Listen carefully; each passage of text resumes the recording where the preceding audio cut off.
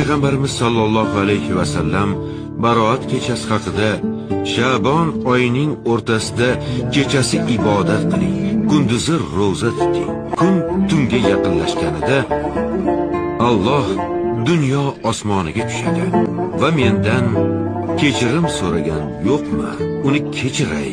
Mendan rizq so'ragan yo'qmi, unga rizq beray. Musibatga uchragan yo'qmi, unga ofiyat beray deydi degan ekanlar.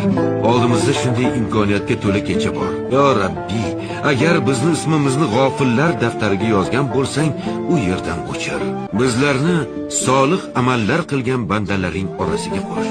Bizlarni senga oshiq bo'lgan bandalaring daftariga yoz. Ertaga huzur mahsharda baroatimizni qo'limizga oladiganlardan qil. Yo Rabbiy, sen Rohimsan, Rahmonsan, G'ofursan, Hakimsan, Azizsan.